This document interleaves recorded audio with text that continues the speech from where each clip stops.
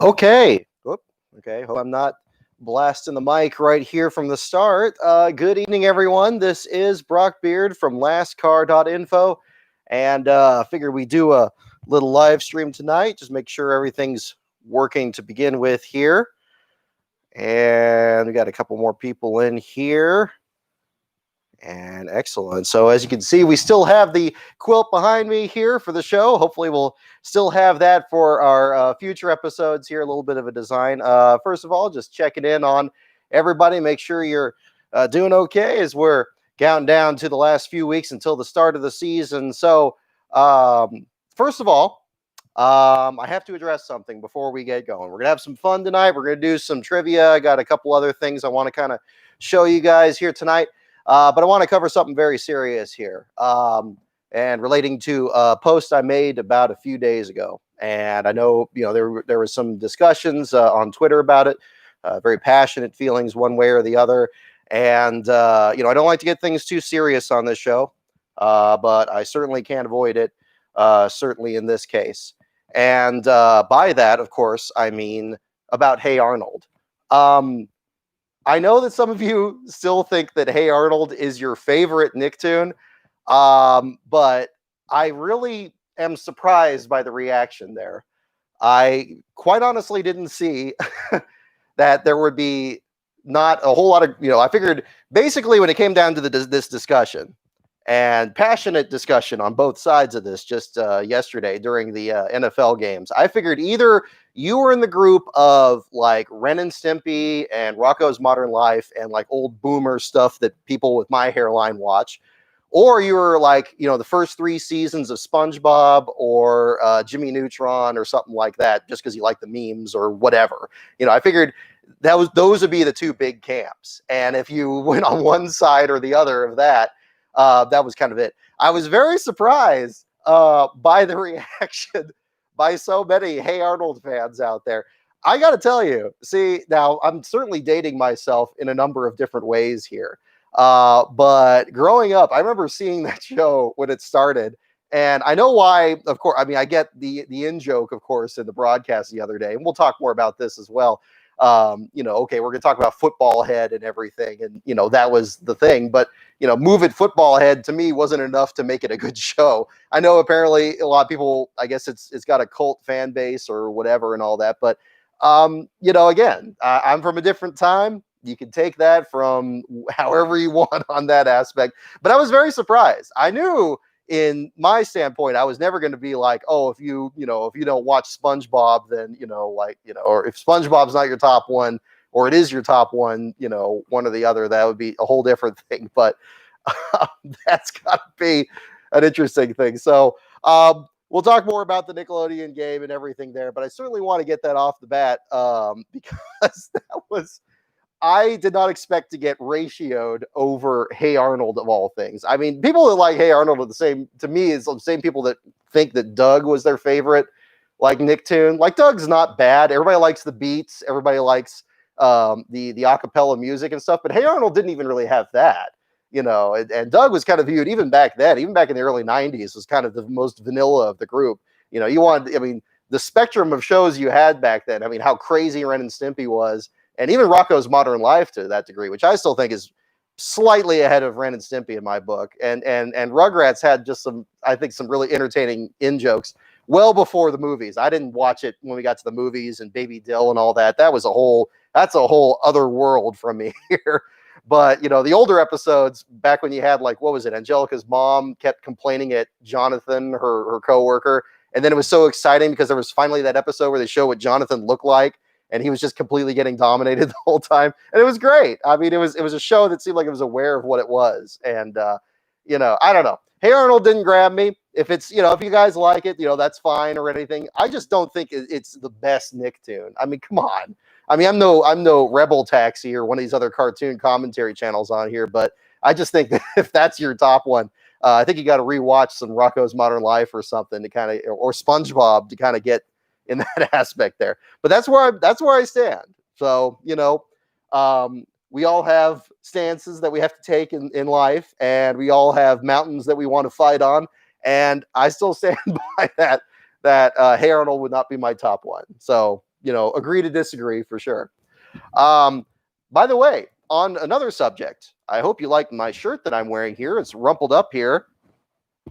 In honor of the series, the Rise of the Field Fillers, I have now come up with a new t-shirt that is available. If you guys are interested, I have one here that has to scale the phrase "the Field Fillers." That has to be, of course, as big as possible so it could fit on the shirt here, roughly to scale for how loudly I say at the beginning of each episode. So if you want a shirt that is every bit as loud as the opening of that show, it is now available. I'll drop the link here in the description, and I'll post it in the, or I'll drop it in the chat, and I'll also post it in the on Twitter here later on today.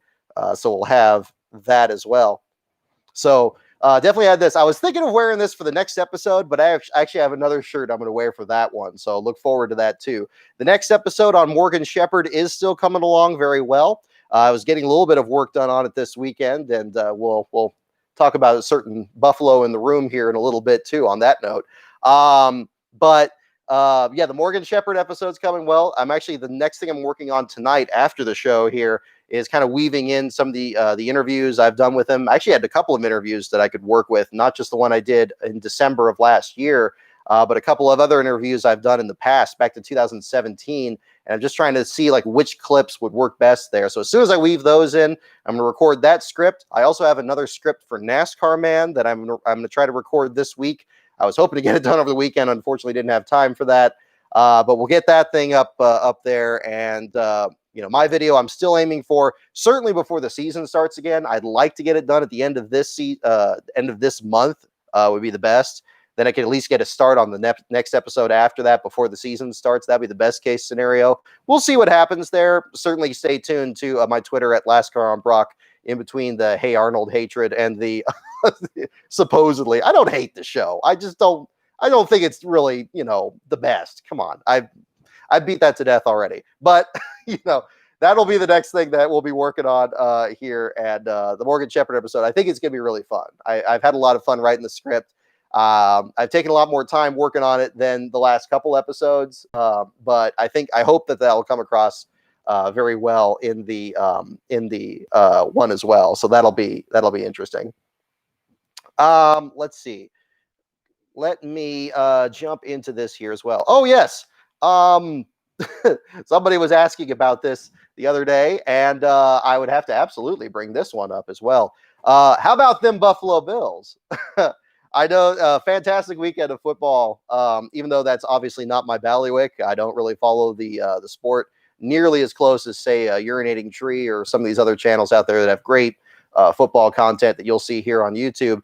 But I'm not a longtime Bills fan. I can't say I go as far back as like an Alan Cavana or something like that. I started really following them maybe about 2012, 2013. Back when, they were just starting to get Tyrod Taylor and stuff on board. But real exciting game. And congratulations also to the Colts. I know David Land was hating things when things weren't kind of going very well there for the team, but I thought they were a very good opponent.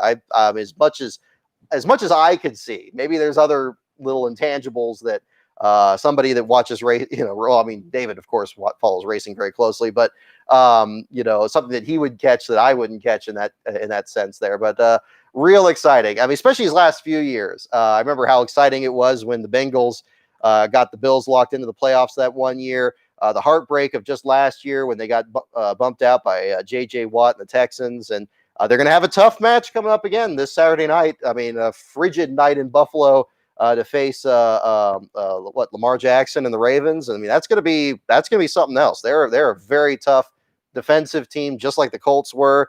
I think that's one weakness that the Bills need to kind of work on. But if they can get there, if they can get close to something like the glory days where you had Bruce Smith and Darryl Talley and stuff. I was listening to the old America's Game thing this morning to kind of brush up on all that, all that. So I am watching that closely, and that's helping kind of a lot of the postseason or a lot of the off season kind of pass by a little bit quicker than it would ordinarily. So I'm definitely pretty excited for that. So that'll be interesting to talk about. Oh my goodness. Beast of Metal, man, you shouldn't have. No, thank you so much for the super chat, man. I think that set a new record here. I will absolutely get right to reading it. Rugrats was best, but Hey Arnold was really good too. That's fair. That's fair. I will concede that. Given the Bills' recent success, how big of a super chat would it take for you to imitate repeated superfan Mark Miller and yell Buffalo all the way this time at the top of your lungs? Well, given the fact that I have blown my mic here so often, I'm not sure if the rest of your listeners will enjoy that as much at the same time. But I will give because that is an incredible super chat, and you really didn't need to do that, and I really do appreciate it. For you, absolutely. So turn down the volume, folks, or mute it altogether entirely. I'm going to try to do this from memory, and I'm gonna say this. Actually, I guess I should update it for next week's game. So turn down the volume a little bit. We're about to go field fillers mode here for just a moment here. Let's see. Let me see. Baltimore is going down, Gary. Baltimore is going down. Only Buffalo is gonna win. Oh God, I messed that up completely. I don't have the guts. I guess I could just do the kind of part at the end, but that guy, I don't know how he does it. I need to get that hoarseness that you can get when you're sitting out in the cold and you've drank about a little bit too much of Labbitt's Blue, but I don't have it in me, man. That's about as good as I can do. When we get to race day, I could probably get pretty loud, but just the clue. Believe me, things are going to get loud when we get to Saturday night's game. So you could turn the volume back up there for sure if that's too much. But again, thank you so much for the super chat for sure. Oh gosh, yeah, we got to talk about the the Nickelodeon's game. Oh, great. Yeah, that's just crazy. The No Tires Just Gas asking about the Chili Bowl. That's actually snuck up on me. With no shortage of stuff going on. That's completely blindsided me. I hope is Tanner Berryhill running in it again? It'd be interesting to hear if he's running. I know Yaley is always running in it and stuff, and I would assume Kyle Larson and Christopher Bell being as dominant. That one might be really good. I invested in doing the Snowball Derby a few weeks ago. Unfortunately, I was sick that weekend, so I didn't watch a whole lot of that. Whether or not I'm going to do some stuff with that it's this weekend, right? Are they doing qualifiers tonight and then through? Well, it's only Monday, so I guess they wouldn't be doing it tonight. I guess it'd be through this week. I know there was somebody that already posted their picture of the Golden Driller Cup online, so I guess media is already getting set up out there. But that would be something to see here. Thank you for the congrats on the 10,000 subs, Matthew Lumsden. Absolutely, and thank you all you viewers for helping me get there for sure. Definitely something that we're looking to build on here as we do many more episodes, hopefully for Rise of the Field Fillers and other content going forward. Let's see. Yeah, the aggression needs to be asserted more. I would have to agree. See, I don't have the I don't have the gene in me there for sure. But I knew that was coming because you were texting me or tweeting me last couple of days there. But for sure, let's see. Yeah, Ren is a Chihuahua. Exactly. I have Chihuahuas at home too. We actually have like 3 Chihuahuas downstairs, and I think Ren and Sippy had to have had a role that for sure. We definitely had a dog that was about as aggressive as Ren for a number of years there. If you want to talk, and we'll certainly talk about the Nickelodeon game. I guess we can go ahead and jump right into that. I mean, that definitely.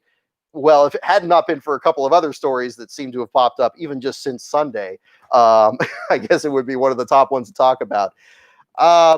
I was entertained. I was entertained by the Nickelodeon game. And I'm glad that the Nickelodeon strategy was on that one because I thought that was probably the worst game of the ones that we had on Sunday. The Ravens Titans one, I guess, on Saturday, one that was earlier, it was okay. It wasn't great, but yeah, the Bears just couldn't get things going. I'm glad they had at least a couple of touchdowns so they could do the slime thing in the end zone. I mean, I don't know. I mean, whether or not that's something that's more sustainable for future games or something like that.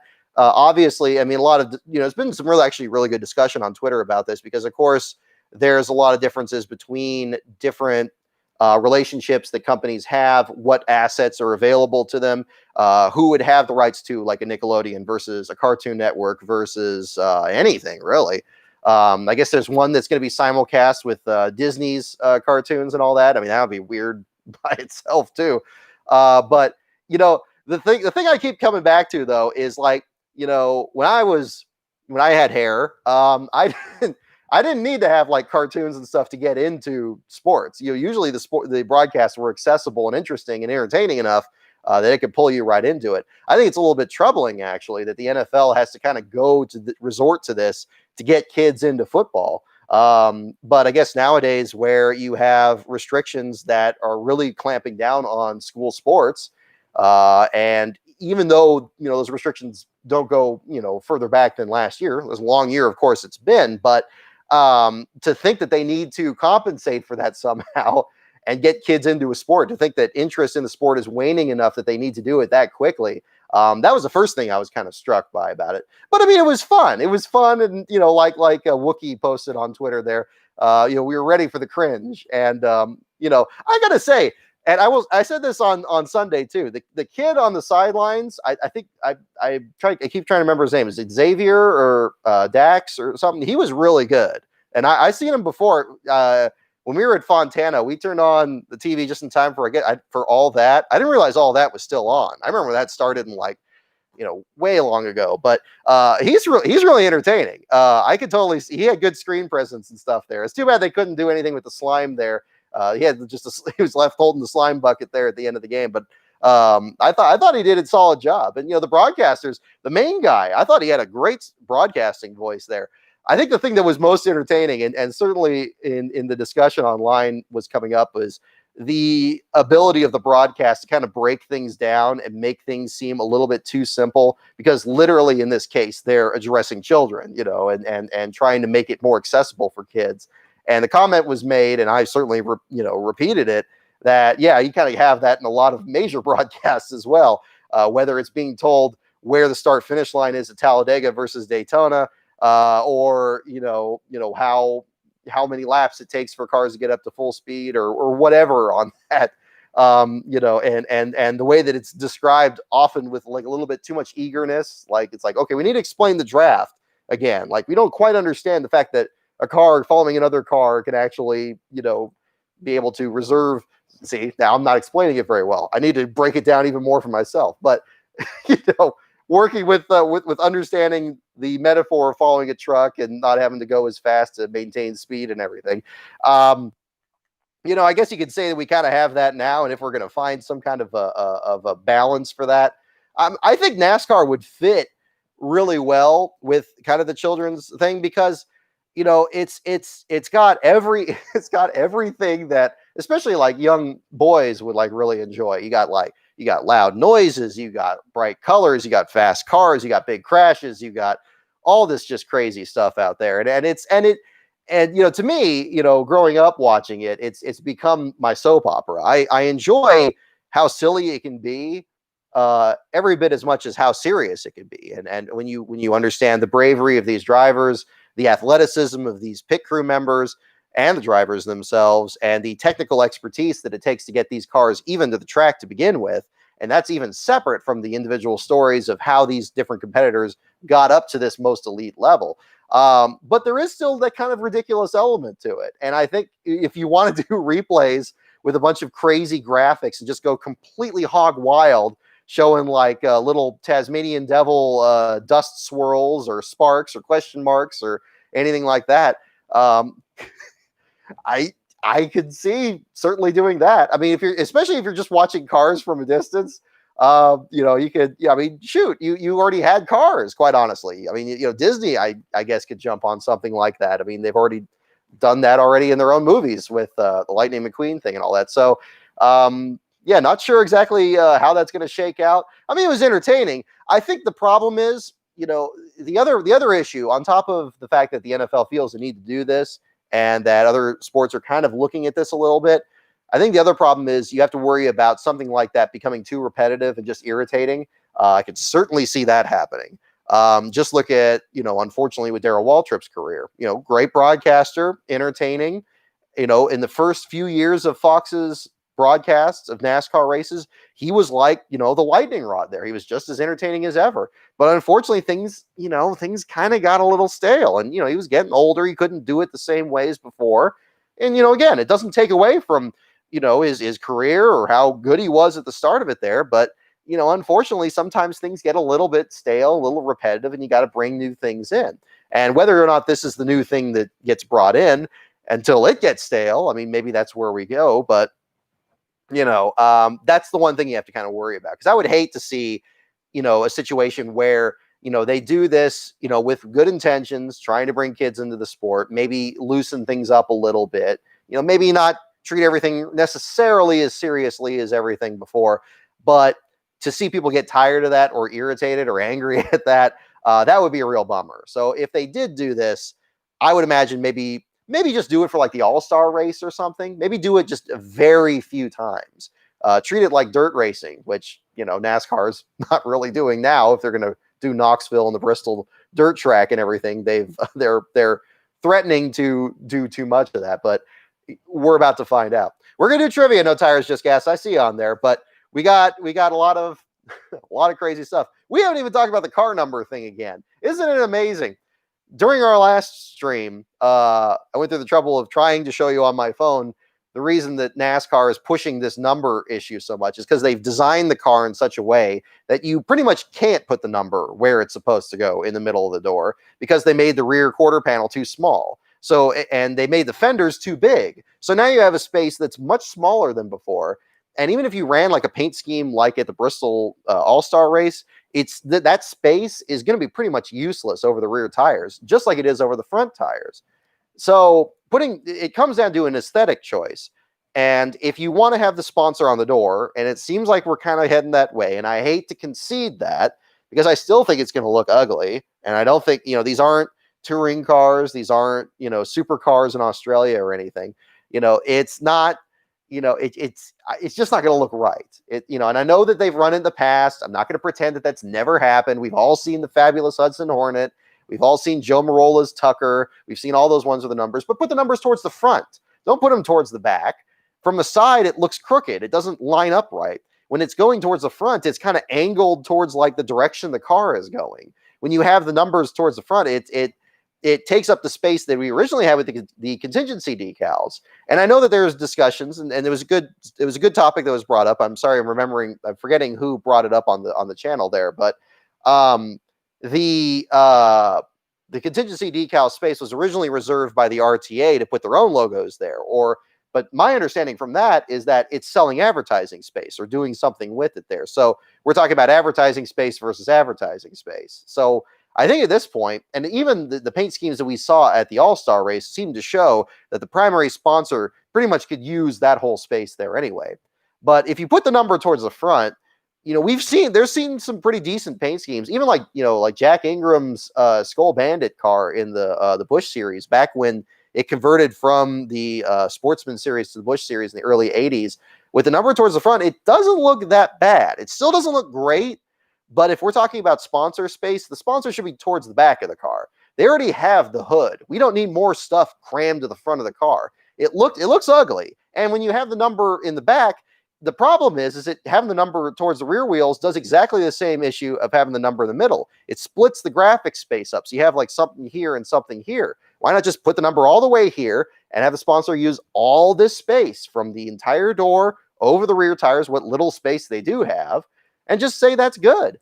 I would also like to see if I'm trying to think outside the box a little bit. I'm trying to be a little more, eager to compromise. I didn't like it when they put sponsors on the roof of the car. I still think it looks kind of stupid, but luckily, again, the contours of the cars kind of allowed for it because the roof was a bit more curved, and the curve of the roof kind of matched where the driver's name on the rear glass shows up. So it almost doesn't seem like it's on the roof. It almost seems like it's part of the rear glass arrangement, even though it isn't. So I've gotten used to that. That doesn't really bother me as much. And I guess in time, maybe this will be the case too with the numbers on the door. But the numbers on the rear just looks awful. It looks awful. It looks awful on a die-cast render because when you do it at that 3/4 view, the number kind of sticks out over the fender, and that looks terrible. And we can't forget, we're not talking about putting it on this car. We're talking about putting it on the new car. We need to see what it looks like on that one. Anything we do on this car, like what they did at the Bristol Night Race, it's completely useless information.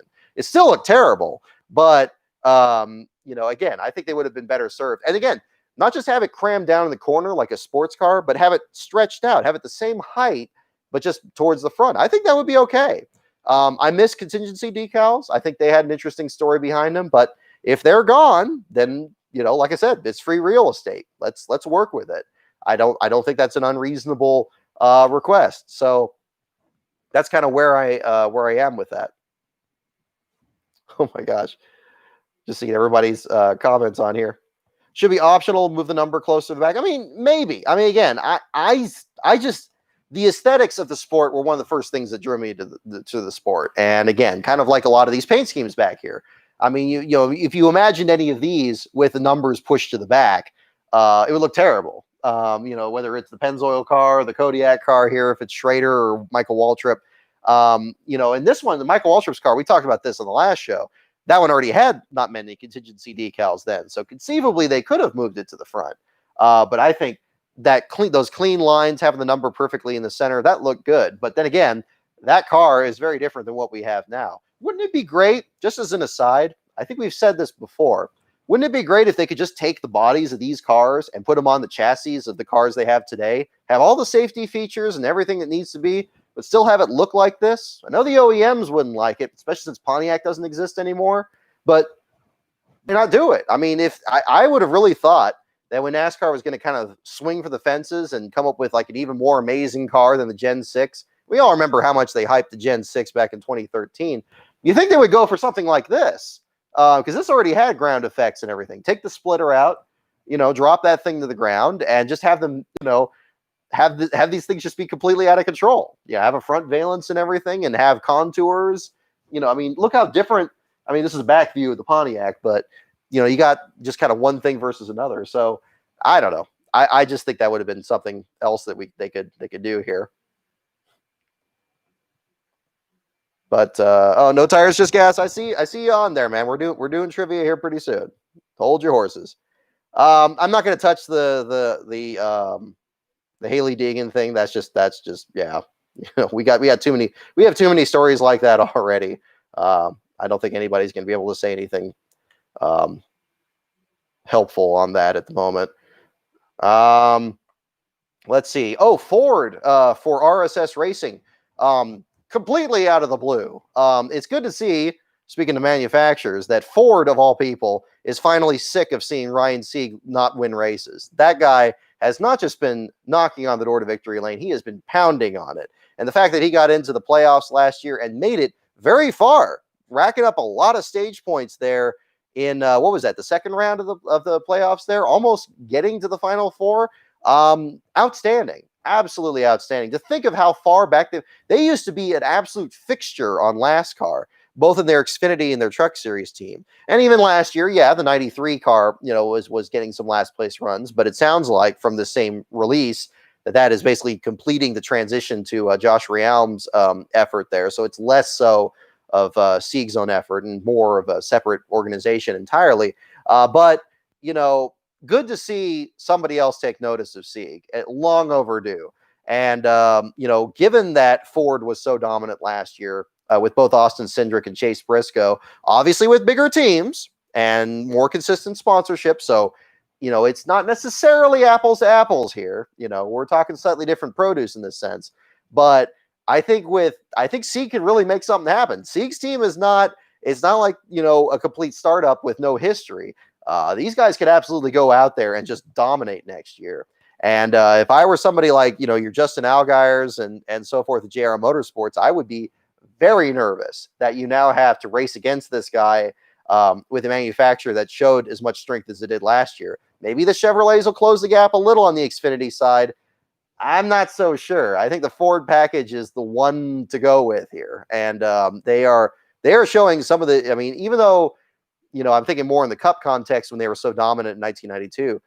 The runs that Cindric and Briscoe had, I mean, Cindric finally breaking through, not only winning the championship, but finally winning on ovals, and Briscoe having, I would say, a season for the ages.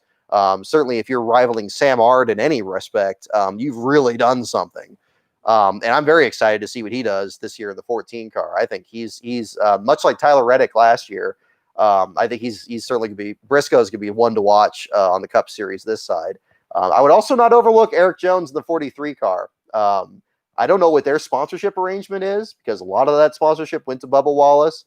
And now that we have confirmation of that from their announcement a while back, what's going to be left behind, what the 43 can do.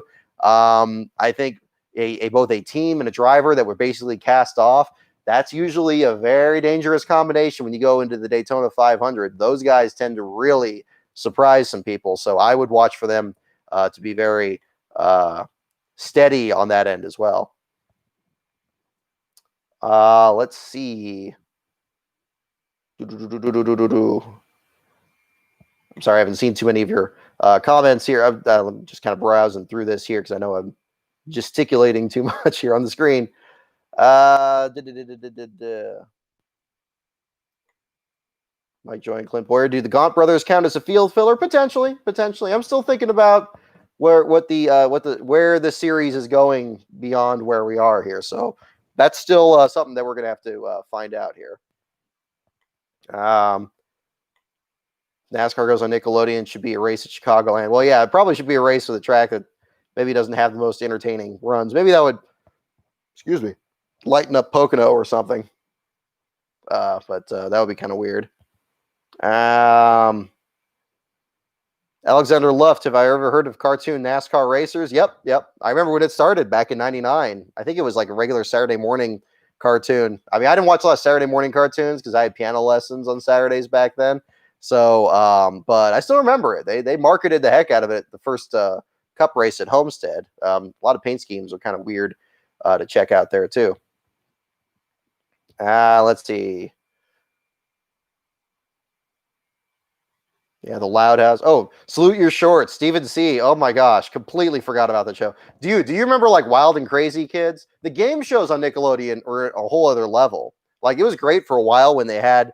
I don't know if they have the channel VN anymore, because that was the channel where they had all the Nickelodeon game shows. They would have Legends of the Hidden Temple and Double Dare and Guts. Guts was fun too.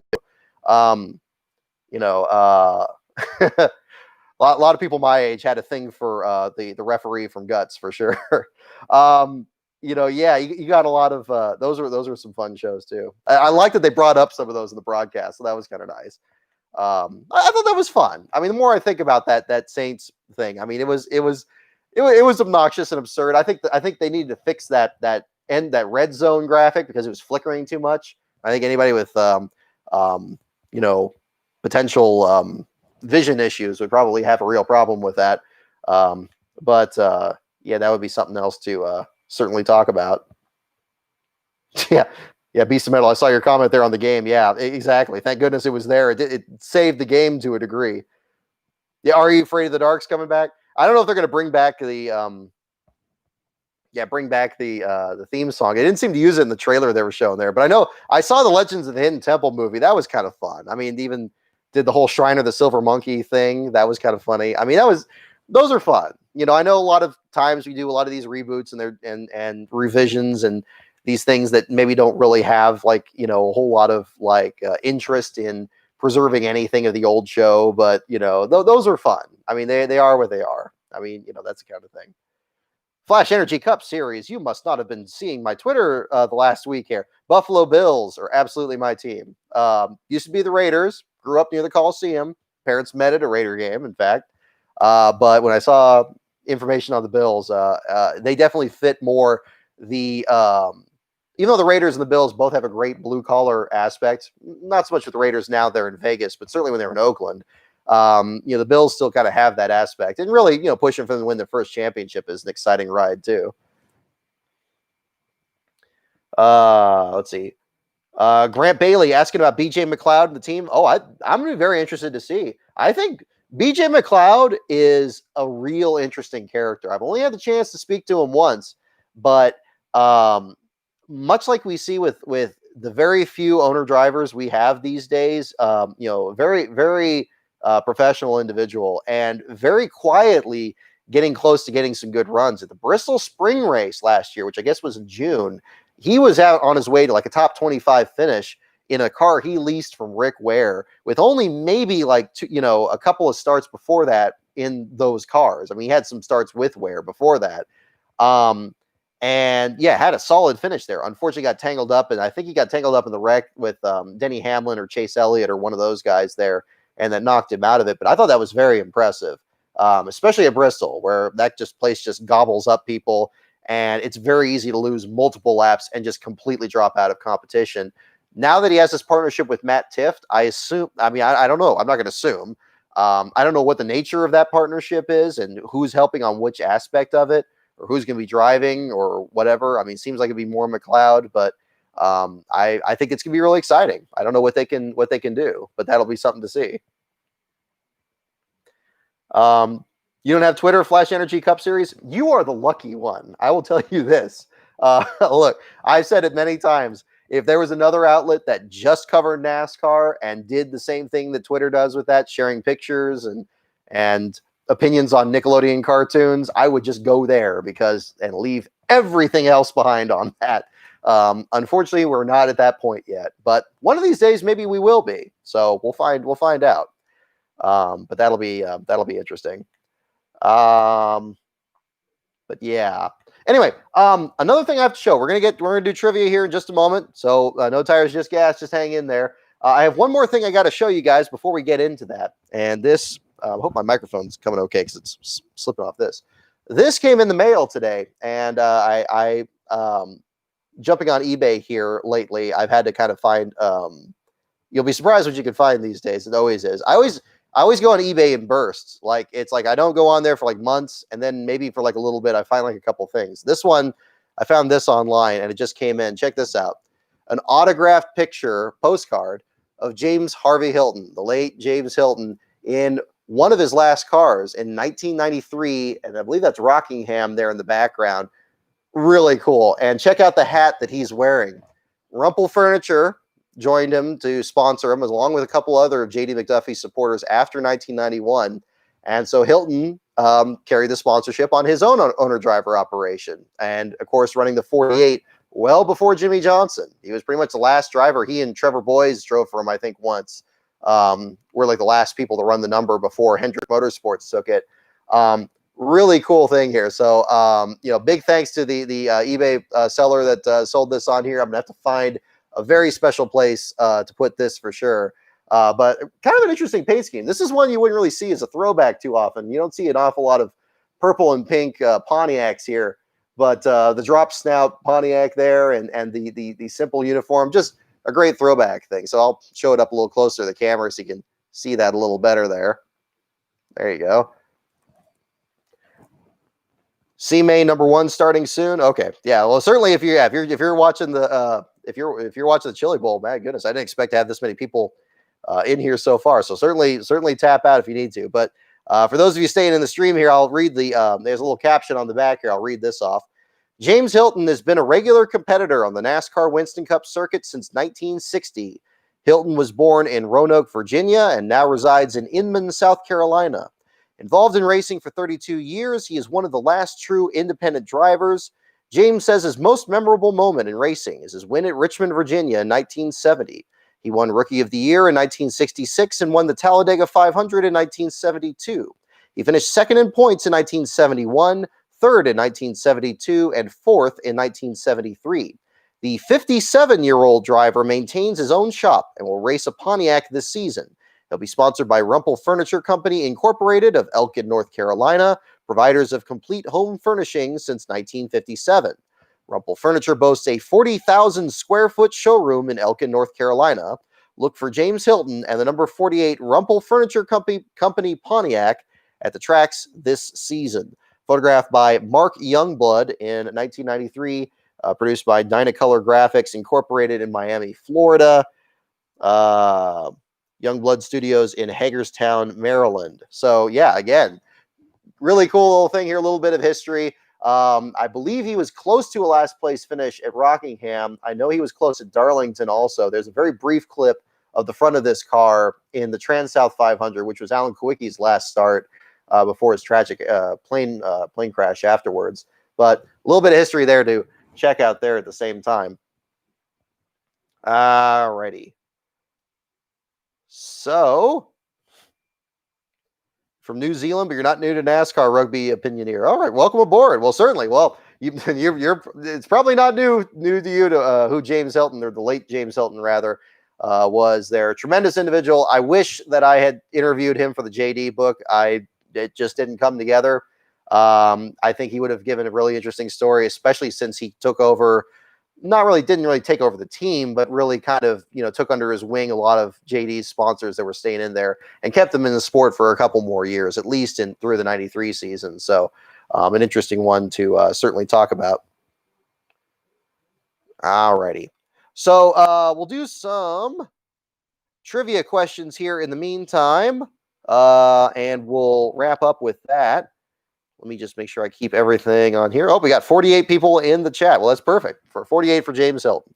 So we'll see if we get some James Hilton questions in our trivia section. As per usual, we'll go ahead and lead off with the categories here. And whichever category you want me to go ahead and start off with, we'll go ahead and do. The categories are NASCAR, pits, teams, tracks, drivers, and the wild card. Categories are NASCAR, pits, teams, tracks, drivers, and the wild card. Also, if you have any more questions or anything else you want me to talk about or anything, certainly don't hesitate to mention in the chat. If you have any more questions about the quilt behind me or the is that Michigan again? I think I missed that. Yeah, Michigan again on the Michigan panel over my shoulder here, or the Bristol one in the bottom corner. We'll certainly do that. All right. So let's see which categories. We got a couple for teams. We got a couple for tracks. Okay, see 3 for teams, 1 for wild card. We'll do teams to lead off. I guess we haven't done that in a little bit.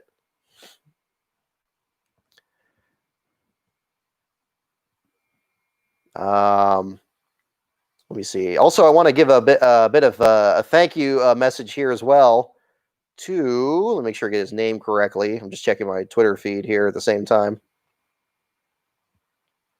Talkbox Chatter had me on his podcast the other day. If you haven't listened to that one there, we had a nice conversation both about the rise of the field fillers and the J.D. McDuffie book and other projects I work on tied in with the NASCAR site. I'll go ahead and drop the link in the chat here if you need to bookmark that, if you need something to listen to in the car or whatever. We had a nice conversation. So big thanks to him for having me on board. The Spotify link is in the chat here for you. So we'll go ahead and jump into the teams category. First question under teams. What owner raced NASCAR's first half chassis cars during Ford's 1966 boycott? That's not what I expected the question to be. Let me read this again.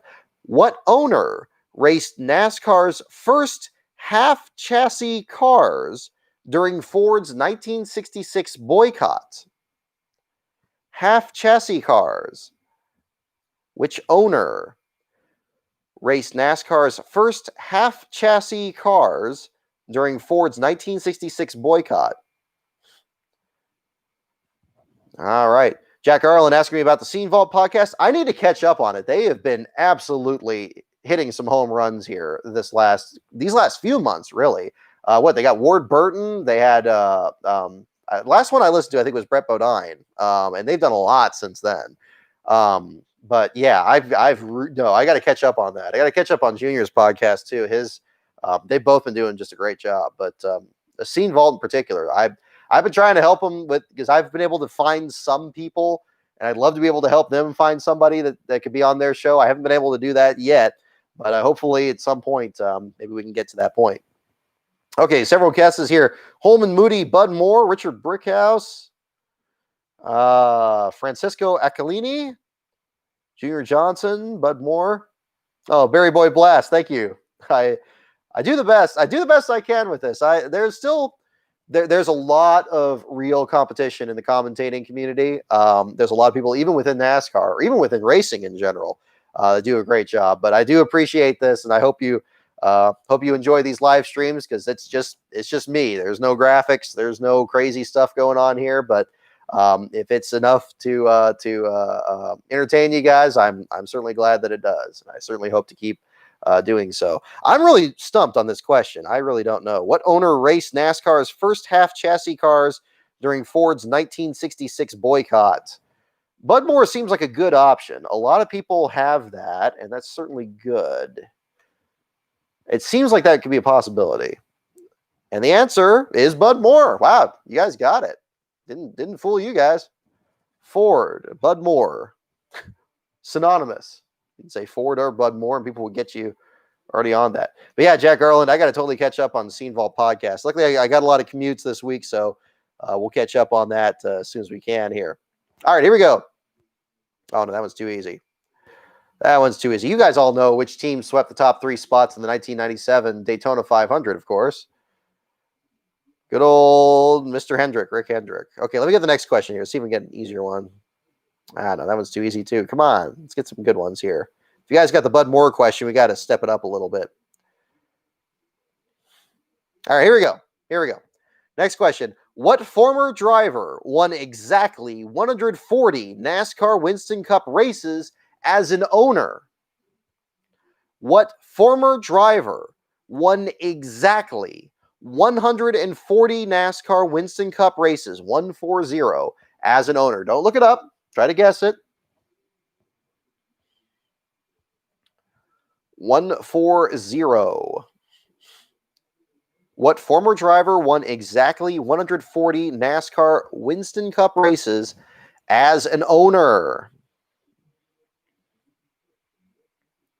All right, we got Petty, we got Johnson, we got Francisco Brunelli. Oh, no, that's not it. Brunolil? No tires, just gas. You're just making it too hard for me, man. Too hard. But I accept your challenge. I do accept it. What former driver won exactly 140 NASCAR Winston Cup races as an owner? And the answer is indeed Junior Johnson. Several of you got that. Junior Johnson, indeed the correct answer. Last American hero. Dusty DeBoer. Nope, Jack Garland. I think you were the first one on that one. And the Bud Moore one, Maserati 9, looks like you were the first one to get that one. So, yeah, you're very quick on the button. Bernoulli? There you go. Bernoulli. That sounds easier. Yeah, it says 140 on here. This thing's been wrong before. Not as wrong as our Bill Elliott one. But that's a whole other story. All righty. Let's see. No, come on. Let's see. Okay. Now I'll go ahead and do this. Who was crew chief for the 1997 NASCAR Winston Cup champion? Who was crew chief for the 1997 NASCAR Winston Cup champion? Oh, Jack Garland. No, unfortunately, I didn't get to interview Junior Johnson. That would have been amazing too. That was another one that I should have done for the McDuffie book. Again, that was the thing that my professor told me in college. Like, you're never going to have everything. It'd be great to have everything, especially when you're writing a book that's going to be comprehensive in some way. But yeah, Junior Johnson and James Hilton, those are really high up there in terms of interviews that really should have been in there. Junie Donlavey is another one. Would have loved to talk to him on that. But this is why I think it's so important. And again, people in the Scene Vault will repeat this. Steve Wade, certainly in particular. The day you forget NASCAR's past is when it doesn't have any future. And it's best to preserve this as best you can, whether it's a podcast or a book or a film or anything else. So, if you ever think about trying to interview with some of these drivers, go for it. Do it. The internet, for better or for worse, gives you some ability to be able to track, certain people down, or maybe get some leads on where you can find people, and just be as respectful as you can and interview them. And you'll be surprised when information came up. I will tell you, I know I teased this a while back. There is an interview I did for the Field Fillers series that went more than 2 hours. That is not the interview that's coming up for the Morgan Shepherd one. That is for a later episode.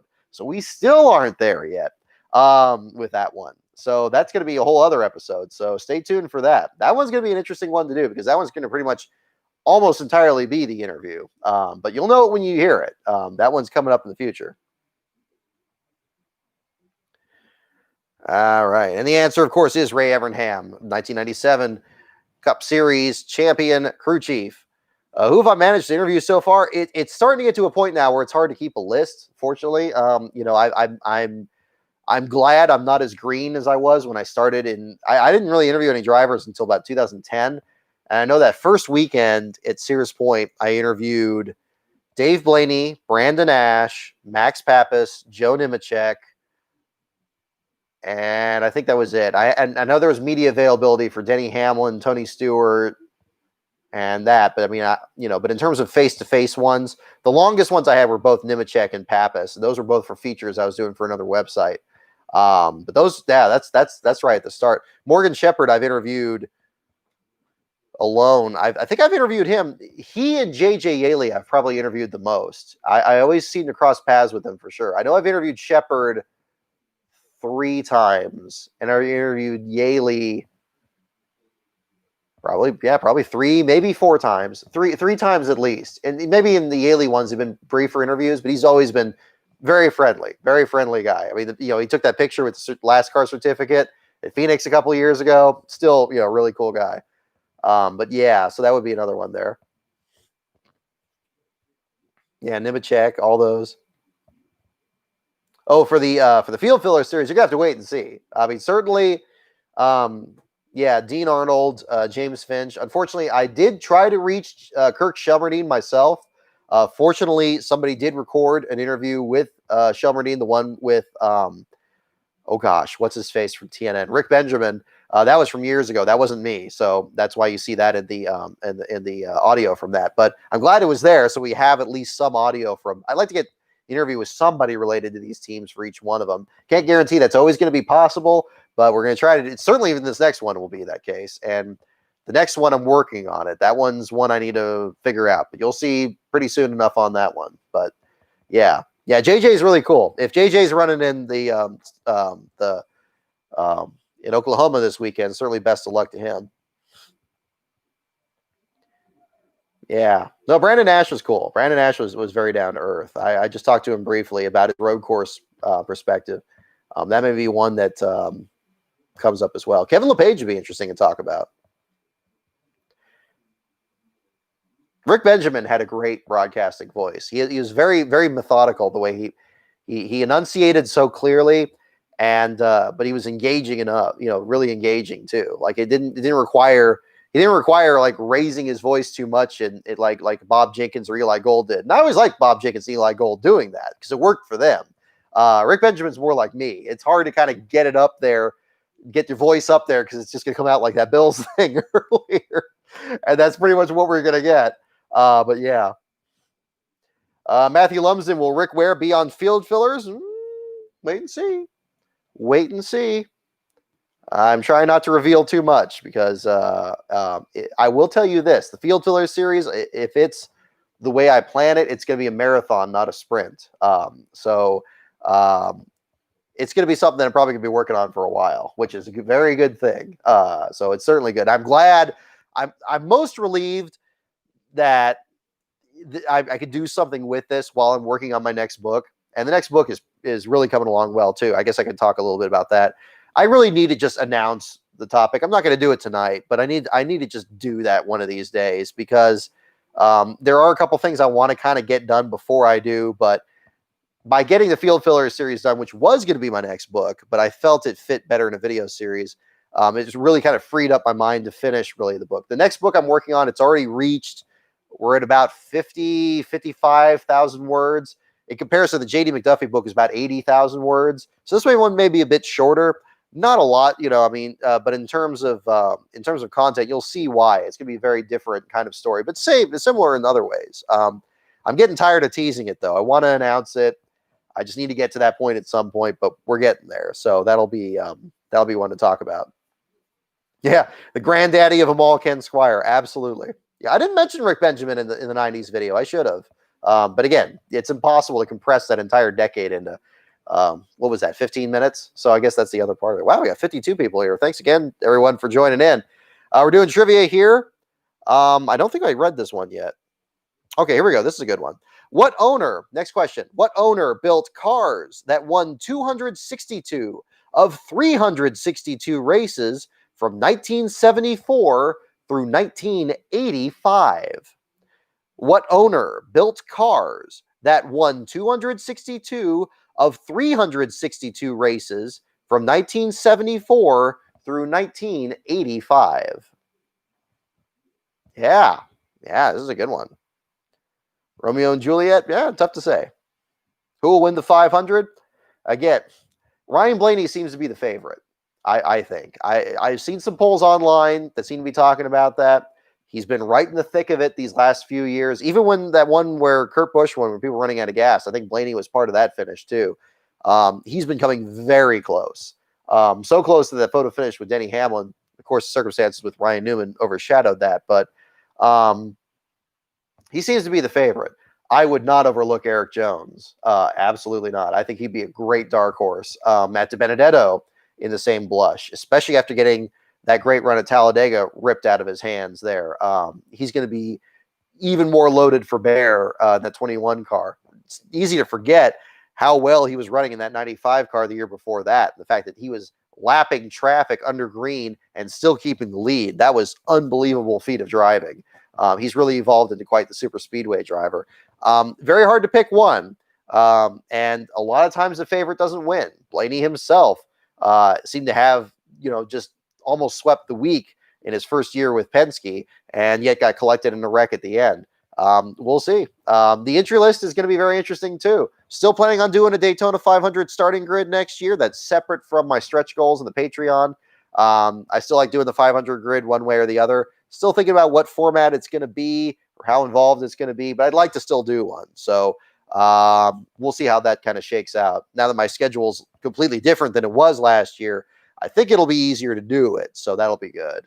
That was kind of tricky working on weekends before. Yeah, Denny Hamlin in the commercials. That was good. It would have been nice if, see that's good. I take that as a positive trend, that Domino's pizza commercial where he just kind of happens to be there at the very end. That's nice. We need more of that. We need much more of that. We need tons more of that.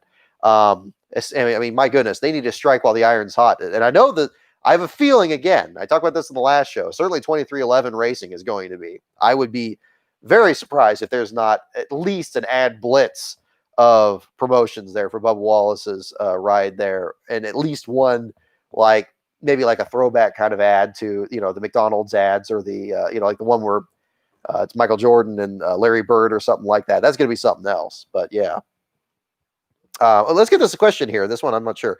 What owner built cars that won 262 of 362 races from 1974 through 1985? The answer is Banjo Matthews. Banjo Matthews is the correct answer.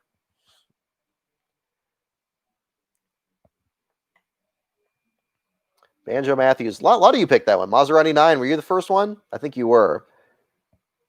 Krillman Experience, you were right there too. And Matthew Lumsden looks like you were. Yeah, Beast of Metal, you raise a good point. I mean, it is kind of dismissive, but I think that's just as much. The reason it's dismissive is because he's such a small part of the commercial. He's not the feature of the commercial.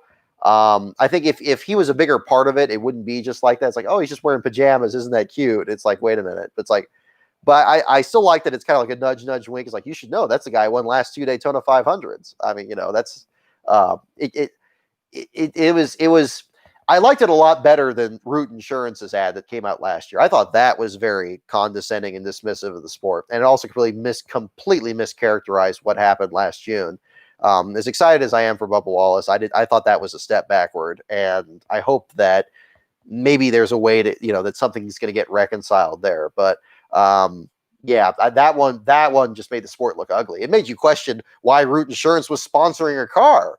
So I didn't get that. I thought that was really, I could see what they were trying to do. And I'll tell you this, it was made really well. The visuals and everything, like, it looked really cool. Like if that was a movie, I would go see it.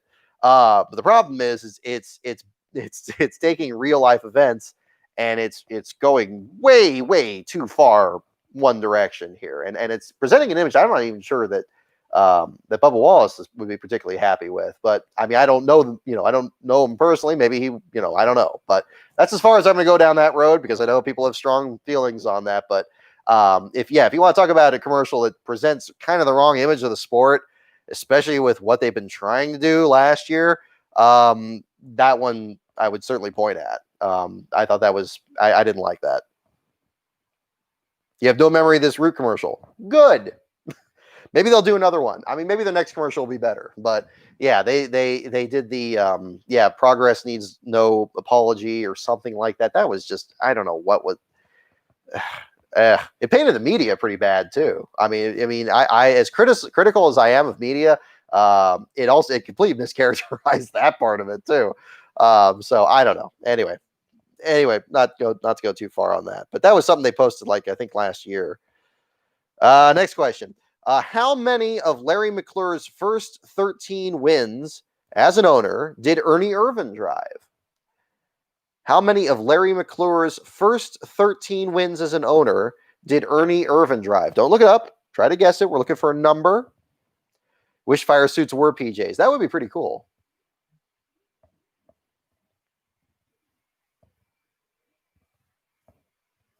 Yeah, I don't remember if the Root ad was online only. I know that they put it on YouTube, but I never saw it on TV. I expected to see it maybe during like the NFL game. Maybe they're going to play it for Daytona. I really don't know. It's been so long since it's debuted because I know it was last fall. I think the season was still going when it came out. But yeah, weird strategy. I mean, things can definitely go the wrong direction. But as much as I like to see the sport in advertising, if it's not, I'm with Beast of Metal on that. I'm with you on that. If it's not characterized correctly in one way or there, I know you're not talking about the Root commercial. I am, but I agree in that sense. But I think the Root commercial is more guilty of it than the Domino's one, frankly. So, but that's just where I am. I'm sure people can draw their own conclusions.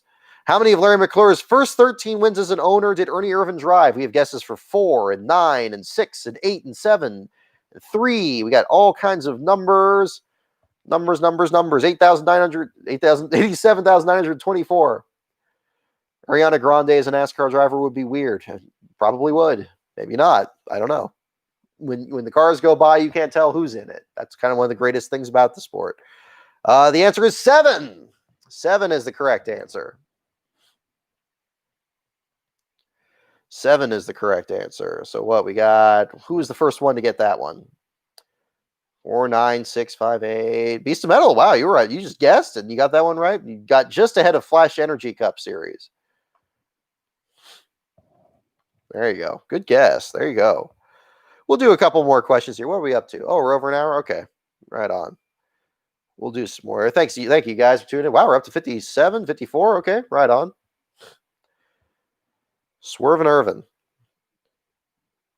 Let's see. Okay, no, that one's no. Let me try. Here we go. Okay, next question. Who drove 42 wins for himself and 6 wins for other owners in the 50s? Let me read that one again.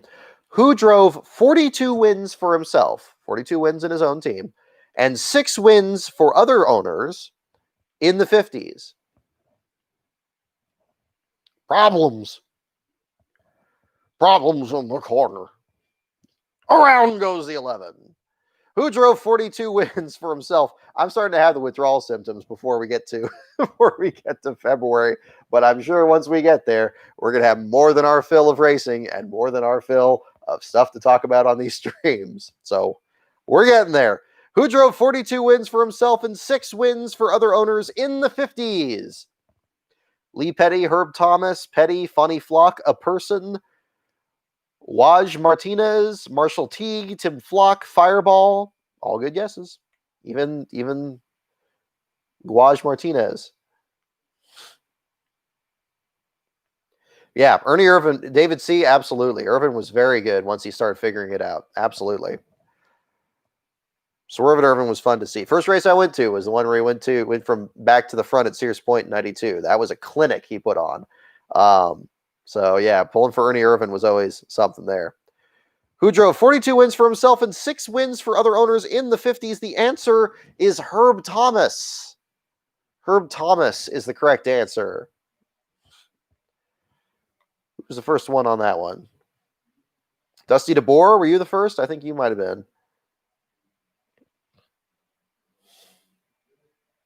There you go. Doc Hudson, there you go. All right. Yeah, very close. Very close. All right, we'll do a couple more questions here to wrap up the show tonight, and then we'll go from there here. Let's see. Not that one. Let's try here. Here we go. Here's a good team question. What no bull driver started the 1998 season in the number 23 Winston car? What no bull driver started the 1998 season in the number 23 Winston car?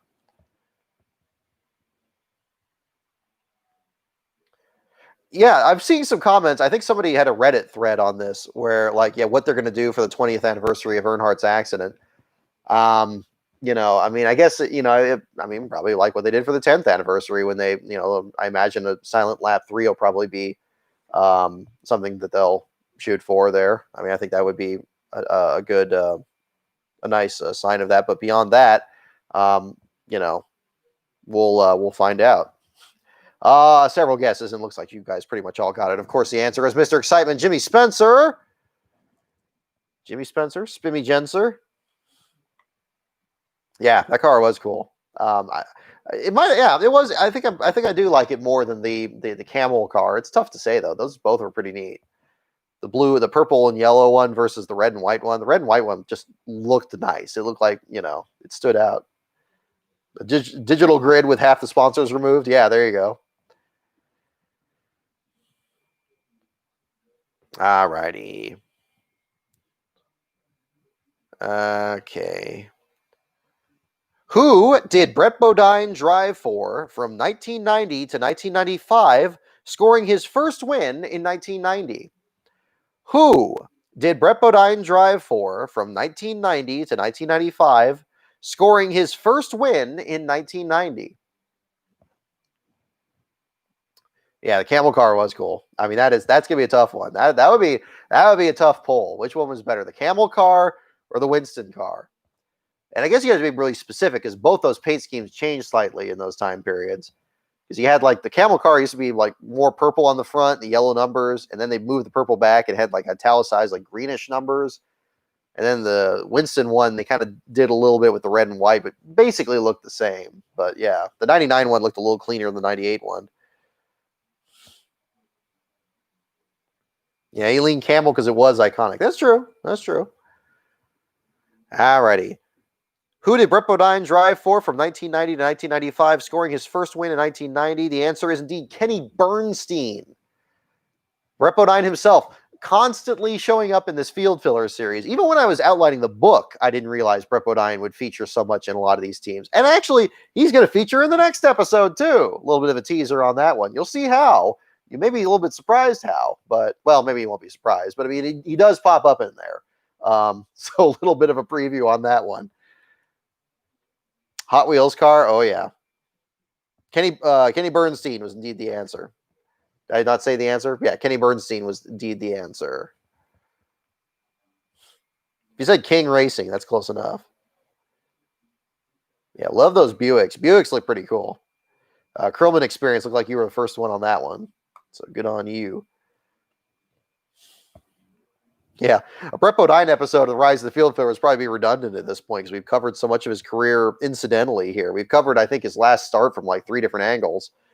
Because his last qualifying attempt was the first for Arnold Motorsports. It was, what was it?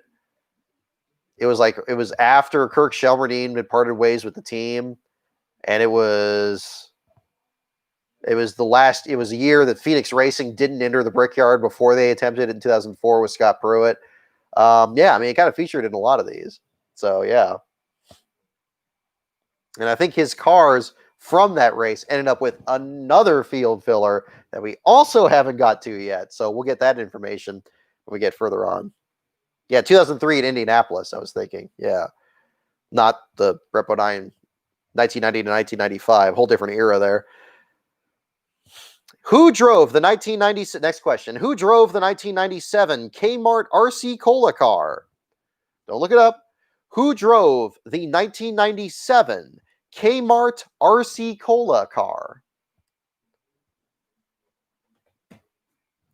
Who drove, that's the whole question. Who drove the 1997 Kmart RC Cola car? For a driver name.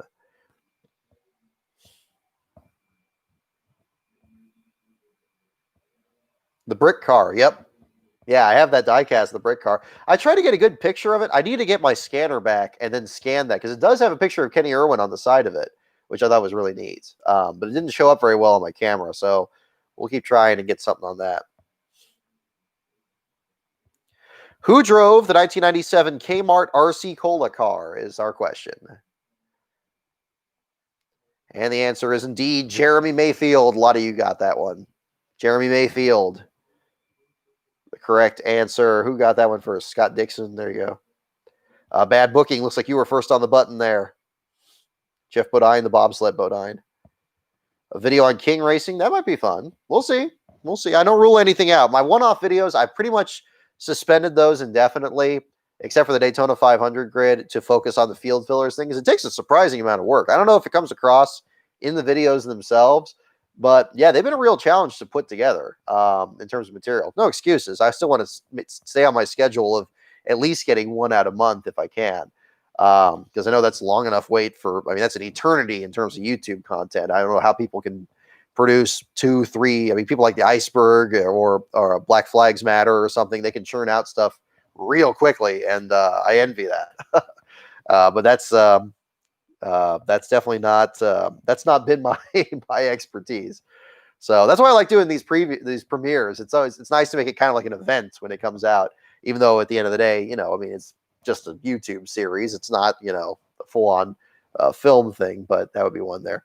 Mayfield is indeed the correct answer on the last question.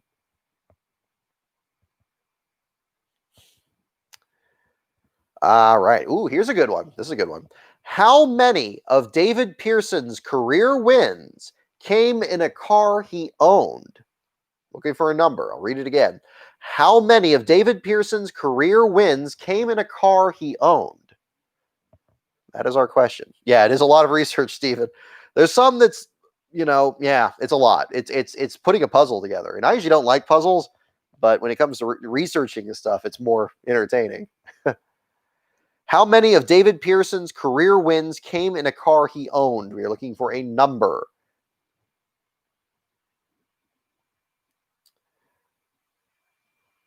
Half of football YouTube is co-written by Will Keys. Being serious? Wow. I can't imagine having a staff.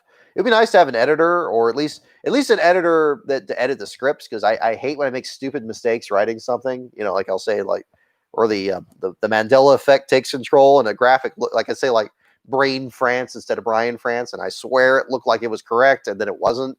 And I don't want to take the video down because I don't want to lose the chat from the premiere, and I don't really want to do that. I don't want to lose the. It just confuses people. It confused people enough when I switched the Arnold Motorsports trailer from private to from unlisted to public, and I don't know why it counted as a new video. That certainly wasn't what I was hoping for. It's already not monetized, but next time I'll probably just leave that sit. Alrighty. How many of David Pearson's career wins came in a car he owned? The answer is 0. 0. Now, he did enter cars, and he did race in his car, but I thought for sure he had at least a few. But the answer on here is 0. Tricky. Yeah, Slapshoes videos takes a lot of research. And NASCAR Man's too. He does a ton of research on his, you know, you know, I don't know how he does it either, because he diversifies a lot. I focus a lot on the Cup Series, and he kind of branches out into the other different divisions and stuff. Those are kind of, I'm aware of a lot of them, but I mean, if I try to lean into one, you would know that I'm not that closely into it. Like I'll discuss something, and maybe it'll be obvious to somebody that's really passionate about the sport. But to me, it'd be like, oh man, I didn't know that like Ayrton Senna did this, or that you know, somebody else did that. So Maserati 9, you were right on the button. You got just ahead of Stephen C.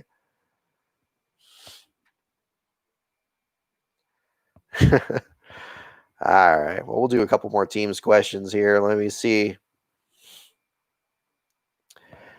Ooh, here we go. How many thousands did a race-ready car by Holman Moody cost in the mid-60s? Got a Price is Right question. Who could be the closest without going over? How many thousands did a race-ready car by Holman Moody cost in the mid-60s? We need to have like the lovely assistant there showing a mid-60s Holman Moody car. It's like, okay, how much do you guess for this? How much, if you got in the time machine and Bob Barker is presenting a mid-60s Holman Moody car, and you're standing there with 3 other people, and you had your hand on the button, what would you be guessing yours? What would be? I guess you don't do a button; you just guess guess the price. What would it be? It's over 9,000. I don't know. Nope. You gotta guess. 12K. I'm waiting for somebody to be like 5,000 and then like 5,001 or 4. There's always got to be somebody that's got to do that. Or 499. 54,000, got 20,000. Pearson did try to drive for the Wood Brothers in '89, Matthew. Yep, that's right. But didn't actually qualify for it. So 15,000 pounds, 180. It's like $1 million there. 987,000, 5,001. There you go. Now we're playing with fire. How many thousands did a race-ready car by Holman Moody cost in the mid-60s? All right, actual retail price of the car is $5,000. 5,000. Who got that? So WF Hornet. I'm so sorry, you missed it by 1. 5,000. Who got it? David C. You should be the one jumping up and down because you're about to play Plinko, man. Congratulations. 5,000 on that one. 5,002. Actual retail price. There you go. $5,000. Very close. Is Plinko still the one? I know Drew Carey does the show now. Is Plinko still the one everybody wants to play, or do they want to do the golf game, or do they want to do the? I mean, they always played. I mean, I actually had. I'm sure I've bored you guys with this before. I actually had a teammate that was on my crew team that was on the Price is Right, and he got in one of the rounds that you got to win. He won like a compact car, and the thing they don't tell you, it was really cool. They give you the option of either getting the car, but then you got to like pay taxes on it or something, or the cash value of the car. And I think he picked the cash on that, so that's pretty cool. But yeah, that was a lot of fun. Still Plinko? Oh yeah, everybody wants to play Plinko. Alrighty. Let's see. Okay, we'll do one more question for tonight. It's gonna be hard to top that one. Who turned wrenches on Bobby Allison's car while revving up a driving career in 1974? Last question of the night. Who turned wrenches on Bobby Allison's car while revving up a driving career in 1974? Showcase Showdown, please. Yeah, there you go. The yodeling game. Yeah, actually, yeah, that's a tough call. That's a tough call. Everybody's got their favorite.